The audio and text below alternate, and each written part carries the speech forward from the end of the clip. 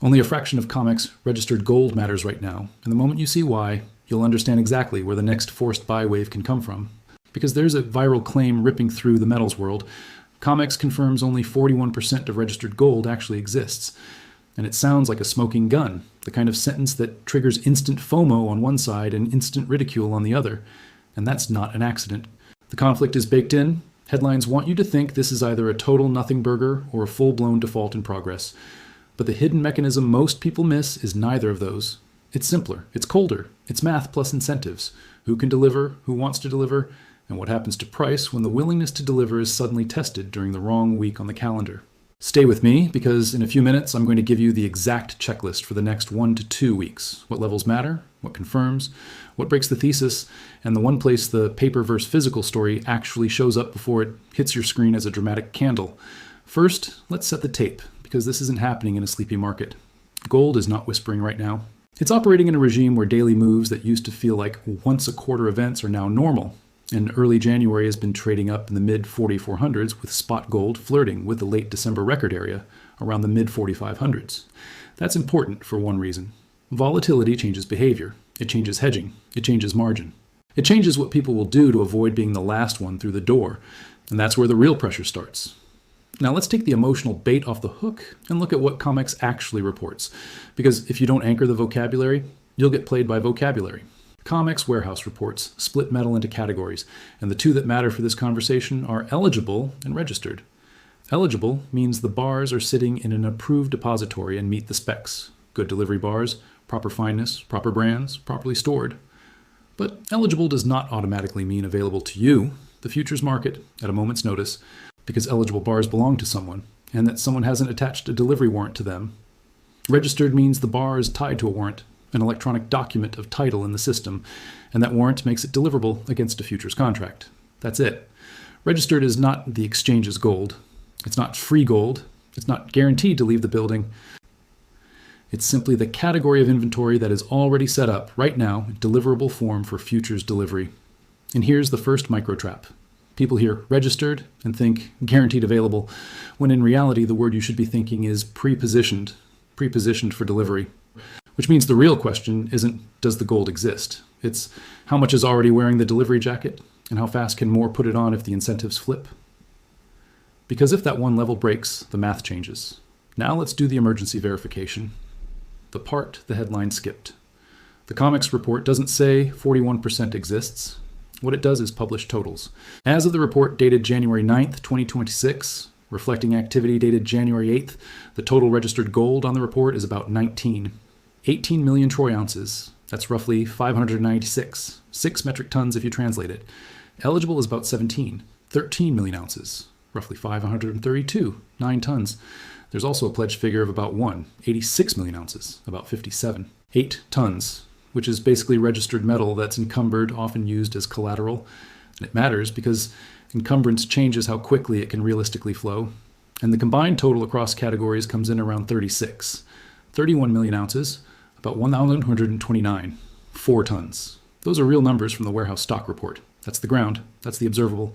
So where does 41% come from? It usually comes from people doing a ratio and then turning that ratio into a claim about existence. The ratio is typically registered ounces divided by the paper ounces implied by outstanding futures positioning, often open interest, converted into ounces. That ratio can look like registered covers X% of outstanding claims. And then someone simplifies it into the most emotionally explosive version. Only X% exists. But that's not the part that matters. The part that matters is what that ratio is actually signaling about stress and incentives, not whether gold is literally a hologram. Because gold exists. The warehouse report is not a confession of a mirage. The real story is about delivery capacity versus paper leverage at moments of concentrated demand, and whether that demand is forced, price insensitive, and time-bound. And that's exactly how squeezes actually happen in grown-up markets. Not because the commodity vanishes, but because the deliverable slice is small enough relative to the paper stack that a few players can create a scramble for the deliverable form at precisely the wrong time. Here are the hidden detail that reframes the whole thing. The tight part is not gold in the world. The tight part is gold with a live warrant, in the right place, on the right day, when someone decides standing for delivery is cheaper than staying exposed. That's the pivot. And once you see it, you stop being whipsawed by the false binary of default tomorrow versus nothing to see here. You start watching the mechanics. Now, the next detail is what flips the whole setup. Because eligible can become registered is both true and incomplete.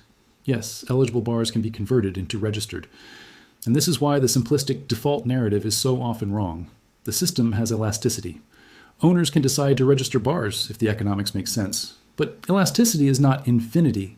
It's governed by incentives, paperwork, operational constraints, and most importantly, what those owners are trying to accomplish with their gold at that moment.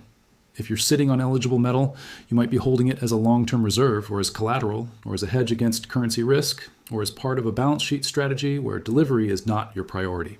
So conversion is possible, but it's not automatic and it's not free and it's not instant in the way social media wants you to believe. And that's where the real pressure starts. Because in a calm market, that nuance doesn't matter. In a stressed market, it's everything. Now let's talk about what actually creates stress on COMEX, because most people treat delivery like a myth. The truth is, most futures contracts don't go to delivery. They're traded, rolled, closed, netted. Delivery is the tail, not the dog, until it isn't. Because delivery intent is not evenly distributed through time. It clusters. It becomes strategic. And it can suddenly spike when a few big players decide that the best way to resolve risk is not to sell the contract and move on, but to stand for metal. When that happens, the market's job is not to philosophize. The market's job is to source deliverable supply at the clearing price. And when supply is reluctant, price becomes the persuader, but that's not the only lever. The other lever is the curve, the spreads, and the hedging flows that fire in the background while you're arguing about headlines. Because if this one level breaks, the math changes. Now we need the calendar, because nothing in derivatives happens sometime. It happens around dates. And right now, the calendar is a catalyst because COMEX gold options concentrate risk and hedging into narrow windows. For example, the February 2026 gold options contract month has its last trade and settlement date late in January, January 27th, 2296. That matters. Because as you approach those dates, the options complex can force dealers to adjust hedges rapidly, especially when price is near big strikes and volatility is high. This is the part retail misses. They think options are just bets. Dealers think options are inventory, and inventory has to be hedged, and hedging is not a tweet. Hedging is an order. Here's the clean, simple mechanism explainer, and I want you to listen like a risk manager, not like a fan. When traders buy call options aggressively, dealers who sold those calls become short upside. To manage that, they hedge by buying futures or spot exposure. The amount they need to buy depends on delta, how sensitive the option is to price. As price rises, delta rises, meaning the dealer needs to buy more to stay hedged. And when gamma is high, meaning delta changes fast, this becomes reflexive. Price up forces hedging buy. Hedging buy pushes price up increases delta again, and the loop tightens. That's not conspiracy, that's not emotion, it's plumbing, it's math. And in a market where liquidity thins, especially around key calendar dates, the hedging flow can feel like a hand pushing the market up the stairs 2 steps at a time. But that's not the part that matters. The part that matters is what happens when this options-driven reflexivity intersects with a delivery narrative in a warehouse category that people are already watching like a hawk. Because in that environment, every dip gets analyzed as either the squeeze is dead or they were trying to smash it. And both interpretations can force bad decisions. This is where the proof stack starts, and we're going to stack it hard so we're not relying on one fragile argument. Proof point 1 is simple. The warehouse report itself shows a very real split between registered and eligible, and the registered figure, about 19. 18 million ounces represents the pre-warranted pool. Whether you think that's a lot or a little, it's the portion that can satisfy delivery without asking anyone to change their posture. Proof point 2 is the pledged component, because pledged metal may be in the registered bucket in a functional sense, but it's encumbered, which can slow it down or raise the price required to mobilize it. In stress, friction matters. Proof point 3 is the macro regime we're reliving in. Gold just put up one of its strongest annual runs in modern history in 2025, and banks are openly talking about $4,800 targets into late 2026, and even $5,000 potential peaks in the first half of 2026, while simultaneously warning about volatility and correction risk. That combination, upside targets plus volatility warnings, is not a feel-good story. It's a positioning story. It tells you big money expects a trend, but also expects the trend to be weaponized through pullbacks. And that's where the real pressure starts. Proof point 4 is the curve and the spreads. Because in commodities, the price you see can be the last honest thing in the system. The curve is often more honest. In calm conditions, gold tends to carry with contango, deferred prices above nearby, because storage and financing costs exist. But when nearby stress hits, when people want metal now, or hedges now, or delivery now, you can see unusual behavior. Nearby contracts get relatively stronger, spreads tighten, and the market starts paying up for immediacy. I'm not telling you to assume backwardation is here every day. I'm telling you that if the paper versus physical tension is real, it will leave footprints in the term structure and the nearby spreads before it becomes a trending slogan. Proof point 5 is positioning leverage. This is where the 41% crowd accidentally points at something real without understanding it. Open interest represents outstanding contracts. Each COMEX gold futures contract is 100 troy ounces. So if open interest is, say, 500,000 contracts, just as a simple example, that would represent 50 million ounces of paper exposure. If it's 300,000 contracts, that's 30 million ounces. You can see how quickly paper exposure can become comparable to or larger than the deliverable slice. And if even a small fraction of that paper decides it wants delivery at the same time, the system doesn't break. It reprices. It finds the price that convinces holders to register, to deliver, to source, to arbitrage. But the repricing can be violent, and that's where the real pressure starts. Now, let's address the counterpoint head on, because this is where trust is built or destroyed. The COMEX default tomorrow narrative usually rests on one flawed assumption, that eligible is locked forever and registered is the only real gold. That's wrong. Eligible can be converted, but the nothing to see, hear, move along. Narrative can be just as flawed because it assumes that conversion will always occur smoothly, instantly, and without price impact. That is also wrong in the only moments that matter, the moments of stress. In those moments, conversion is a negotiation with the market, and the market negotiates in price and spread. So the intelligent position is not hysteria and not dismissal. The intelligent position is surveillance. Watch whether the deliverable slice grows when it should. Watch whether the curve behaves normally. Watch whether the narrative triggers behavior from institutions. Because if those things don't happen, the tension is real and the market will resolve it the only way it can, by forcing someone to act. But that's not the part that matters. The part that matters is what it forces participants to do this week. Let's talk about the forces. In a fast market, margin becomes a weapon. When volatility rises, exchanges can increase margin requirements. That raises the cash cost of carrying leveraged positions. If you're long and overlevered, you may be forced to sell into weakness. If you're short and wrong, you may be forced to buy into strength. Either way, the weak hands get liquidated first, and liquidation creates exaggerated moves that feel like they're hunting stops, because effectively they are, not in a cartoon villain way, in a mechanical way. When an exchange tightens the collateral rules, the market has to find who can afford to stay. And the ones who can't afford to stay become flow.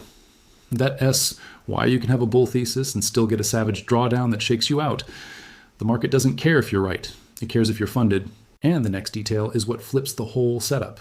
In a regime where big banks are projecting upside targets while warning of corrections, it's almost an invitation for volatility to be used against you. You will be emotionally manipulated by speed, not by logic. The tape will print a brutal red day and the commentary will tell you the story is over. Then it will print a brutal green day and the commentary will tell you you missed it. That is how attention gets harvested. Your job is to define signals versus noise before the candles arrive. So here's your psychology shield. First, separate trend signals from noise. Trend signals are structural. Higher highs that hold, higher lows that defend, a curve that stays firm, dips that are absorbed rather than cascaded, and positioning that doesn't unwind in panic.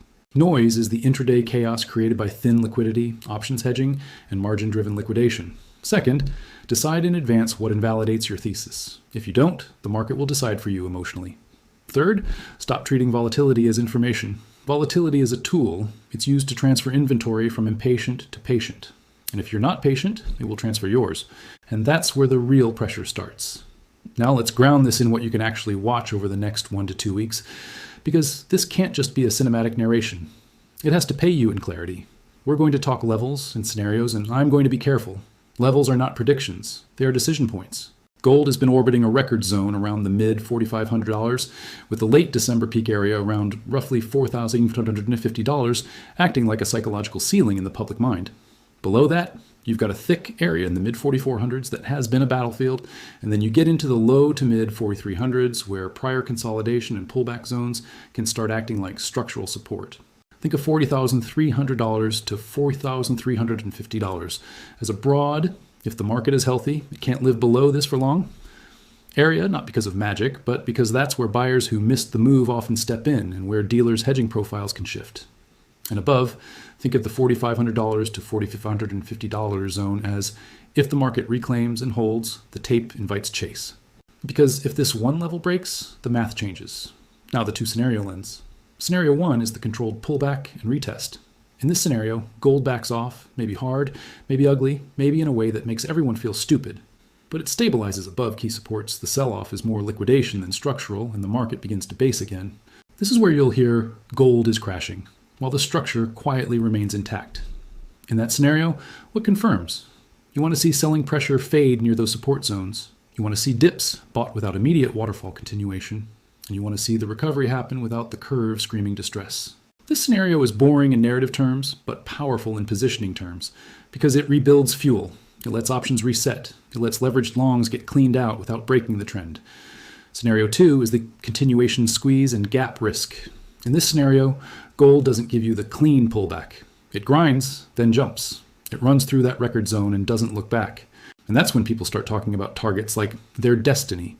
But the real signature of this scenario is not the target, it's the behavior. You'll see thinner liquidity, you'll see aggressive hedging, you'll see buyers who are not price sensitive, and you'll see the market skipping levels, gapping through what used to be resistance because there aren't enough resting sellers. This is the scenario where the registered versus paper narrative can amplify the move because fear of not getting filled becomes its own demand. But that's not the part that matters. The part that matters is what would weaken or invalidate the thesis in each scenario. Invalidation isn't price goes down. Invalidation is structural breakdown. If gold loses major support zones and fails to reclaim them, if rallies get sold hard and don't recover, if the market's behavior shifts from buy the dip to sell the rip, and if the curve starts to normalize in a way that suggests immediacy demand is fading while macro pressure eases, that's not bullish structure. That's transition. Also, if the supposed warehouse stress narrative is real, you'd expect to see persistent signs of tightness, like repeated instances where nearby pricing behaves unusually firm relative to deferred, or visible shifts in registered stocks when delivery demand rises. If none of that appears and the story is purely social media heat, treat it as heat. Now, you might be thinking, okay, so is the 41% claim totally useless? No, it's just mislabeled. It's a stress gauge, not an existence gauge. It's a way of expressing the relationship between deliverable setup metal and the scale of paper leverage that could, under certain incentives, demand delivery. The market can handle big ratios most of the time because most paper never asks for metal. The danger is not the ratio itself. The danger is a catalyst that changes behavior. And right now, the calendar is a catalyst. Late January matters because options expiration compresses hedging flows, and because positioning tends to get adjusted around month end, and because a market that's already in a high volatility regime can turn those normal calendar mechanics into a magnifier. That's where the real pressure starts. Now let's translate all this into participant behavior, because mechanics only matter if you understand what they force people to do. If you're a dealer short calls and price rises into key strikes near expiration, you may be forced to buy futures to hedge. If you're a leveraged short and price breaks above a major level, you may face margin pressure and be forced to cover, which is buying. If you are a fund that benchmarked lower and suddenly sees gold become the best performing asset class in the room, you may rebalance, which is buying dips. If you treat an industrial or sovereign entity that uses gold as a reserve hedge and sees the market shifting regimes, you may prefer to secure exposure on weakness, which is also buying dips. On the other side, if you're sitting on physical, you may be reluctant to deliver if you think the trend is not done, which tightens available supply. That's not manipulation, that's rational behavior. And when rational behavior lines up on the same side, price has one job: find the level that breaks the alignment. It does that by hurting the maximum number of people. That is how markets clear. But that's not the part that matters. The part that matters is what you watch to see which scenario you're in real time, without guessing. Watch how price behaves around the record zone, not whether it touches it, how it behaves. Does it get rejected and then collapse through supports? Or does it get rejected and then hold higher lows? Watch whether dips get instantly bought or slowly bled. Watch volatility in margin headlines, not as good or bad, but as a clue for forced flow. Watch the warehouse categories as a background signal, not as a daily trigger. A single day's drop or rise in registered doesn't mean default or safety. It means inventory management. What matters is persistent direction aligned with delivery stress signals, not one print. Watch the curve behavior, especially nearby contracts relative to deferred. And watch your own psychology. Because the most likely way you lose money here is not that you pick the wrong macro thesis. It's that you get chopped to pieces by volatility while being right. And you buy because you feel urgency, Then you sell because you feel fear. Then you buy again because you feel regret. That is the emotional triangle markets use to harvest retail capital. And the antidote is pre-commitment. Know your time frame, know your invalidation, size for volatility, and stop treating every red candle as a referendum on the entire thesis. Here's a simple risk frame you can steal.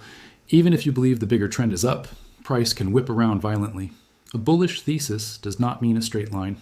Think of it like a storm system. The wind can change direction locally even while the whole front moves forward.